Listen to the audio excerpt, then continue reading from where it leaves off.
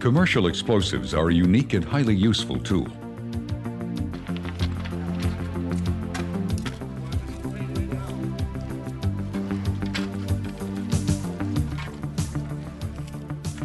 To be effective, these professionals must have the explosive materials they need, when they are needed, and where they are needed.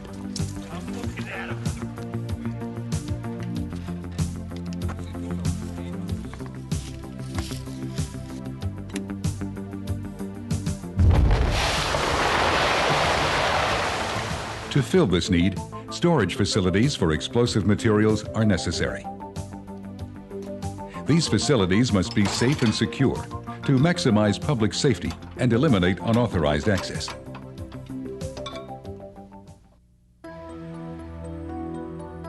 This program is called Safe Storage of Explosive Materials and is designed for personnel who operate storage facilities for explosive materials. This program will emphasize safety and security in the storage of explosive materials. It will review the classification of explosives, explain how the table of distances is used in locating storage magazines, and describe the 5 basic types of magazines.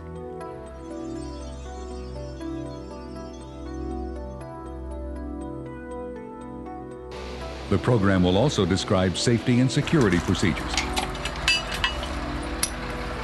and emergency actions in the event of a fire or theft.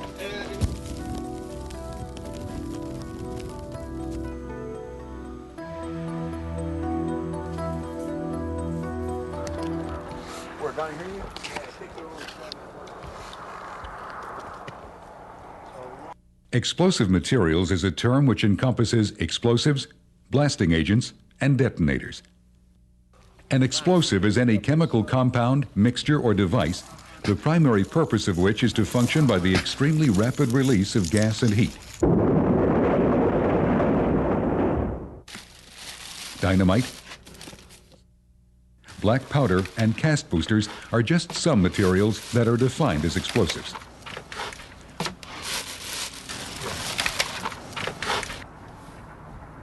Blasting agents are materials with a lower sensitivity to initiation.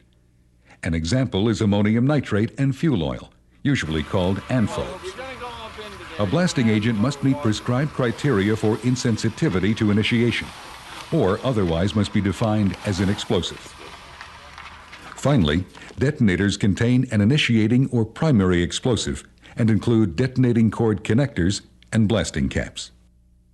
The federal government's Bureau of Alcohol, Tobacco, and Firearms, called ATF, has the primary responsibility for regulating the storage and distribution of explosives in the United States. ATF uses the terms high explosives, low explosives, and blasting agents, and specifies the type of storage facility required for each. The U.S. Department of Transportation uses a different set of terms that describes how explosives are packaged for transportation. DOT has placed all hazardous materials into 9 hazard classes.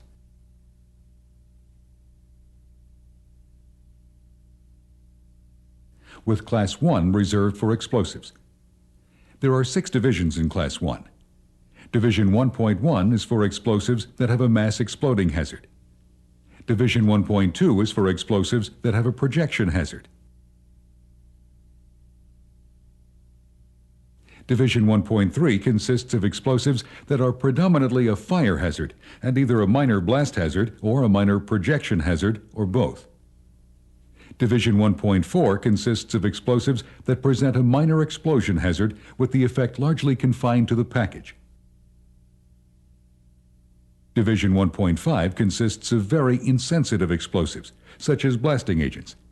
These explosives have a mass explosion hazard, but are so insensitive that there is very little probability of initiation or transition from burning to detonation during transport. Finally, Division 1.6 consists of extremely insensitive detonating substances. An ATF explosives permit or license is necessary to acquire explosive materials through interstate commerce.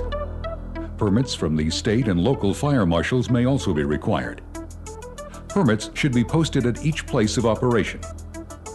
Storage facilities for explosive materials, even temporary sites, must be properly located and designed to comply with federal, state, and local laws and regulations. ATF must be notified prior to establishing any new storage facility or moving a storage facility to a new location. Come in. Morning, looking for Bill Shapper. You found him. How you Hey, doing? Bill. How you doing? I'm Neil Earl. I'm with the Yeah. Bureau of Alcohol, Tobacco, and Firearms Sure. out of the Hartford area office. I'm here about your recently filed application for a Yeah. federal license. We got a new cat magazine we'd like you to take a look at.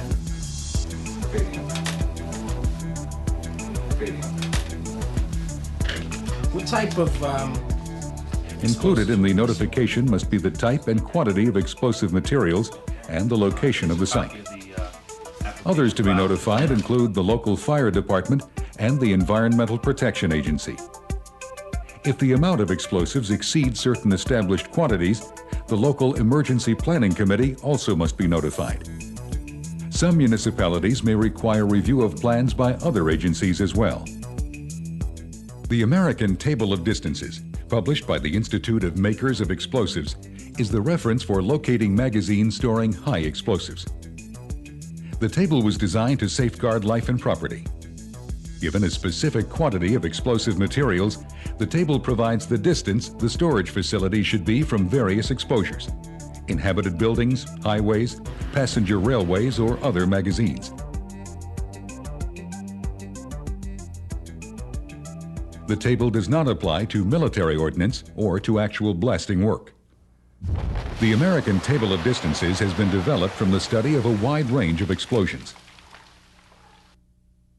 The table defines an inhabited building as one which is regularly occupied as a habitation for human beings, or any church,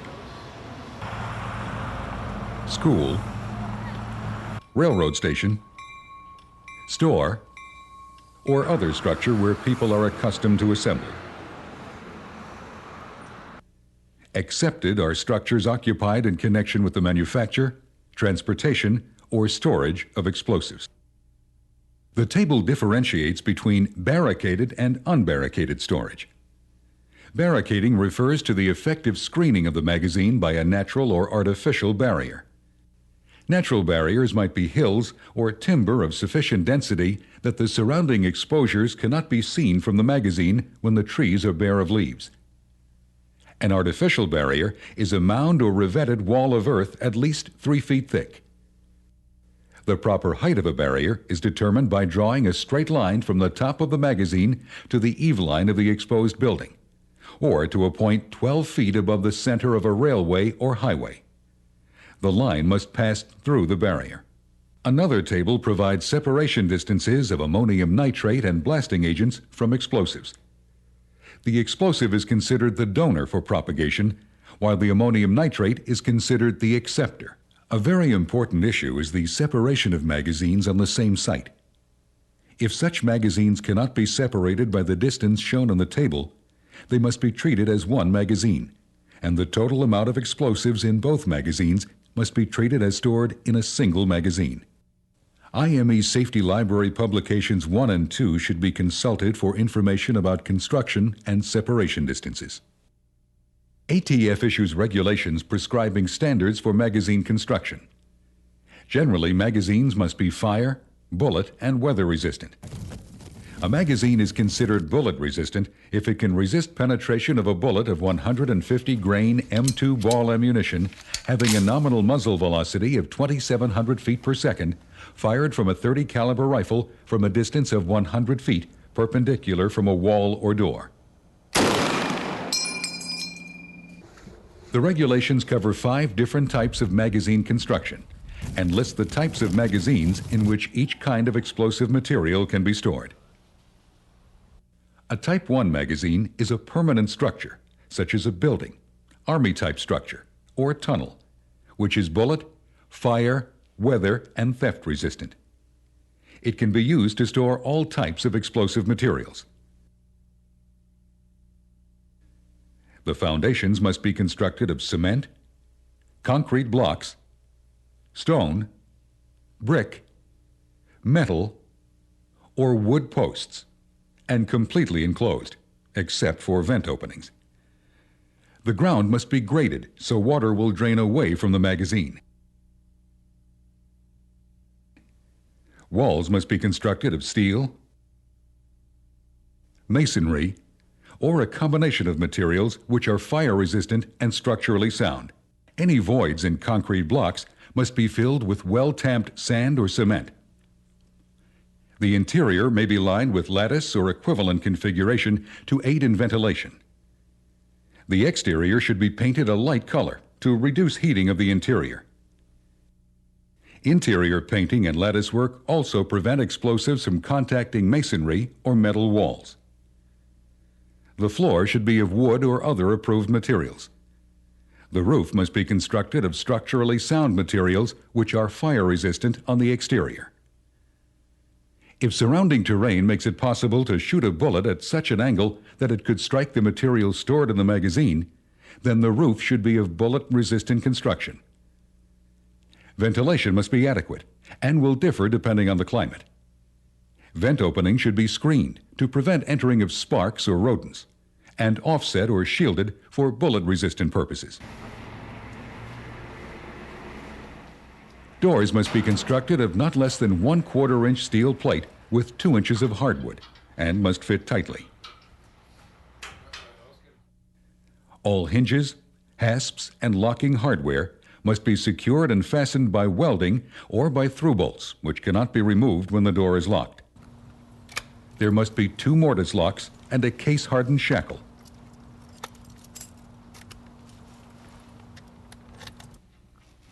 Or 2 steel padlocks having at least 5 tumblers, fastened at separate hasps and staples.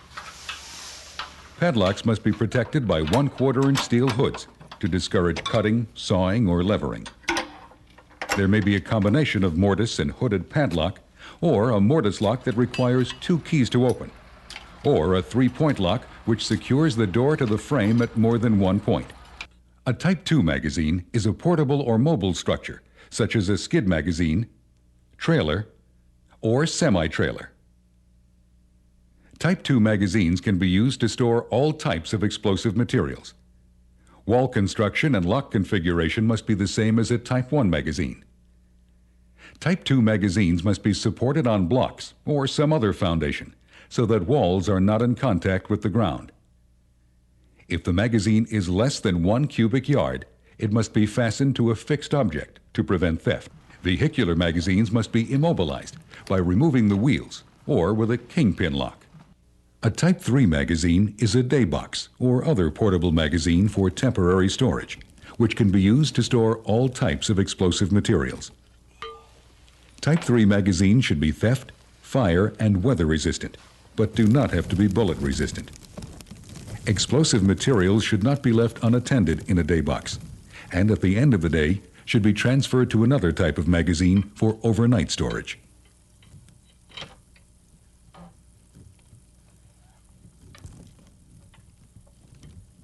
A Type 4 magazine may be a permanent structure, like a building, portable, such as a box, or mobile, like a semi-trailer. Type 4 magazines are used to store blasting agents, low explosives, non-mass detonating blasting caps, and similar articles. Type 4 magazines may not be used for storing high explosives. Type 4 magazines must be theft, fire, and weather resistant, but do not have to be bullet resistant.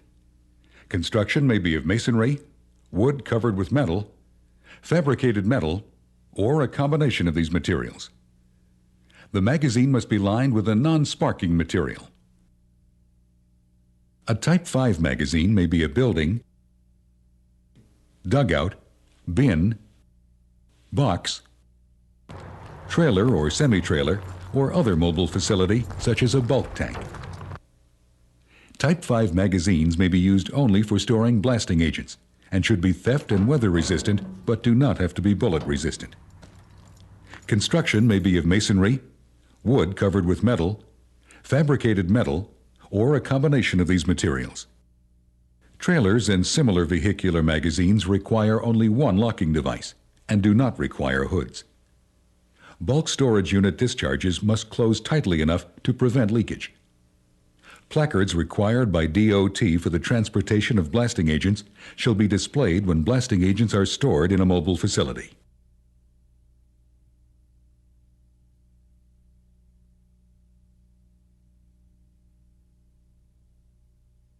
When lights are necessary inside a magazine, electric safety flashlights or lanterns shall be used. Installed lighting must meet the standards of the National Electrical Code for this type of occupancy.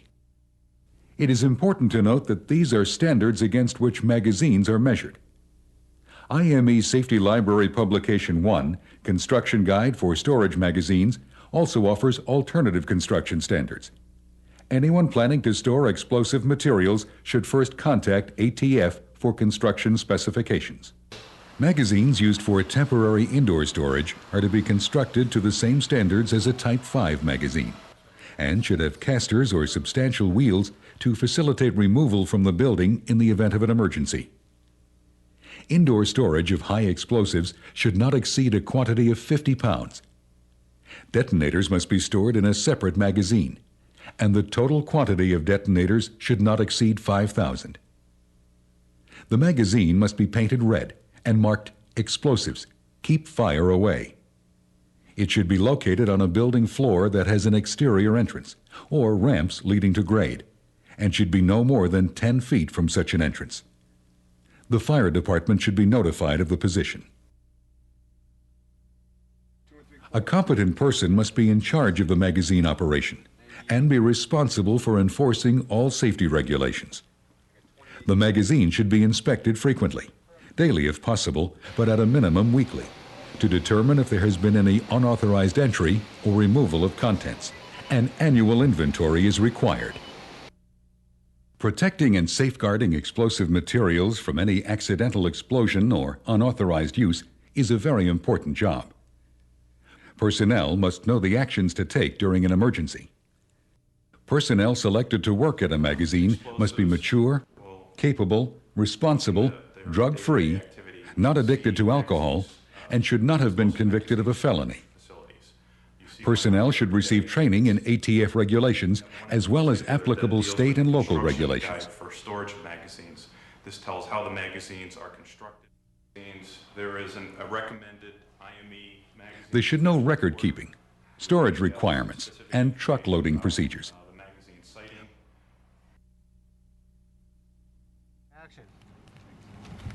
Whenever a magazine is repaired, such repair should be made only when the magazine is empty of explosive materials.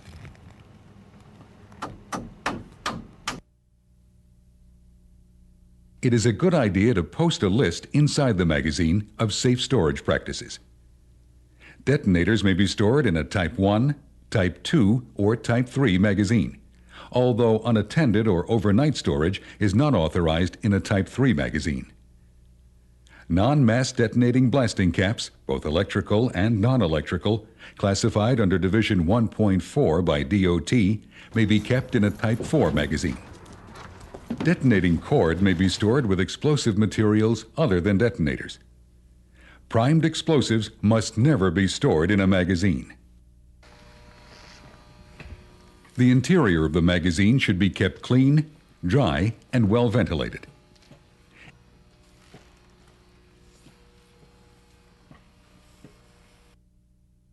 Explosive materials should be stored in their original packaging, flat with top side up. Partially used packages should be closed. Corresponding grades and brands should be stored together in such a manner that brand and grade marks are visible. Stock should be rotated so that the oldest materials are used first. Packages must be handled carefully. Packages should not be dropped, thrown, or slid along the floor. Packages should be stacked in a stable manner. Forklifts or other material handling equipment must be of a type that can be safely used in the work environment and should be inspected before each use. Material handling equipment must be used carefully and not overloaded. Forks must be angled to the rear, and maneuvers must be carried out slowly.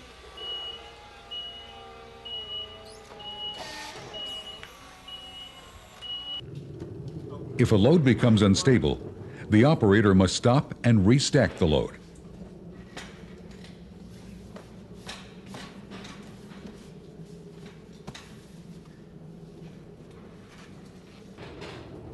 Handling equipment must be stored outside the magazine, and refueling accomplished in a non-hazardous area.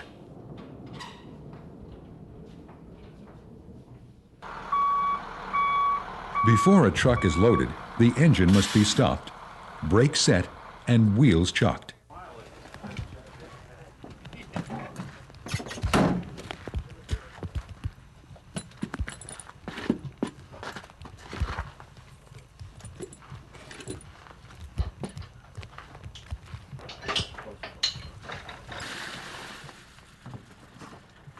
The cargo area must be clean and dry, without any inwardly projecting bolts or nails.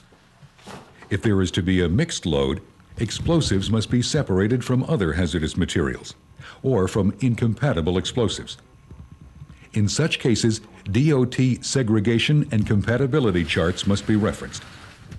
The load in the truck must be level and arranged so cargo won't shift during transport. 60 Hydramite 06 NO 98 Y1. I have 10. I got 28 cases. Record keeping and inventory are an important aspect of prevention and the early discovery of theft. The magazine must be securely locked at all times. Holy cow.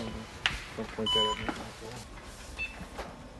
A daily summary of transactions for each magazine must be kept. The transaction summary should include brand name, a list of the total quantity received in and removed, and the total remaining on hand at the end of the day.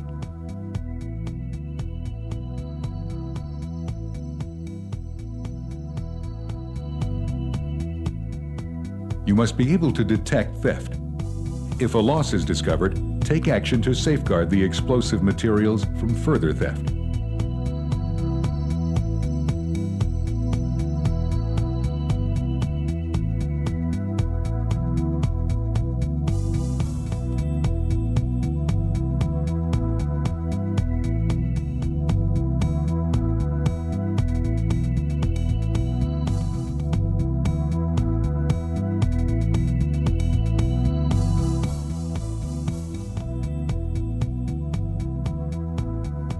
Then protect any evidence that may be useful to investigators.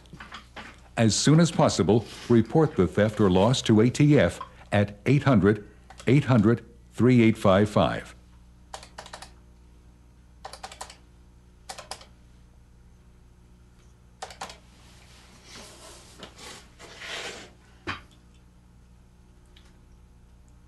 Yes, I do. This is Tom Murphy from Murphy Drilling and Blasting up here in Middletown, Pennsylvania. I had a little incident here this morning. I went down and I had a trailer broken into. Yes. 8 cases, 440 pounds. The phone report must be confirmed by filing a Form 5400.5, Report of Theft or Loss Explosive Materials, with the nearest ATF office. Also, the loss must be reported to local and state law enforcement agencies. Failure to report a loss can result in a fine or imprisonment.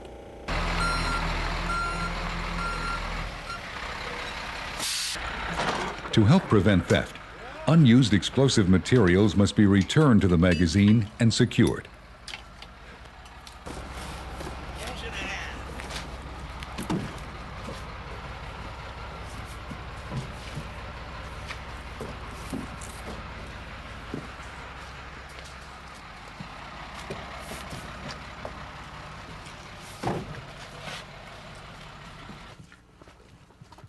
Personnel who work with explosives should observe activity around magazines and job sites, particularly if strangers appear to be loitering.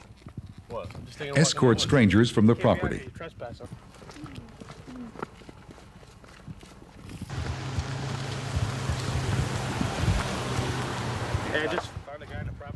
And be sure to report any suspicious activity to supervisors and local authorities. We see him again, we know who it is. Okay, I'll catch you up top. Okay.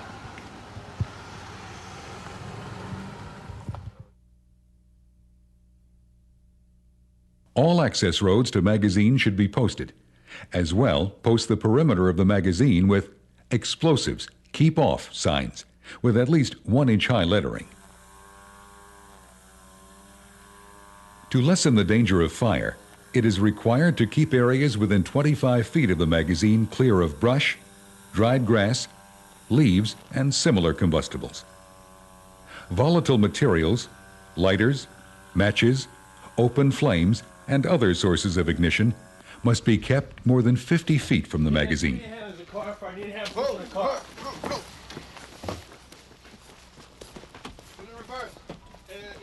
If a vehicle in the area of a magazine catches fire, it should be removed from the area if at all possible. If fire comes in contact with explosive materials, or if a fire breaks out in a magazine, no effort should be made to fight the fire. Magazine personnel should contact the fire department at once. Then meet responding firefighters to inform them of the types and quantities of materials stored in the magazine.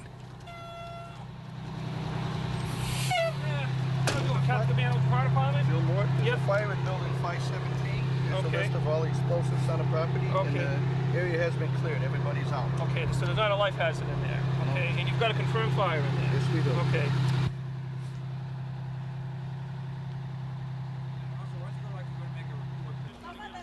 All people in the area should be evacuated to a safe location, at least 2,500 feet from the magazine.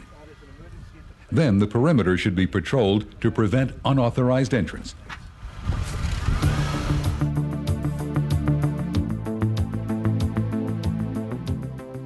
Explosives are an important tool in modern society, and they must be available to blasters when they are needed, where they are needed. This requires that explosive materials be stored safely and securely. Industry personnel must be sure that magazines are sited properly, constructed according to regulation, and that only the authorized types of explosive materials are stored in each magazine. Personnel working at magazines must keep the magazine secure. Inventory the product frequently. And know how to respond in the event of a loss, theft, fire, or other emergency. Then what we're going to do is we're going to kick into our treatment for facility here, okay? Careful attention to safe storage of explosive materials can help keep the work of the industry on target and protect the public from the hazards of the unauthorized use of explosives.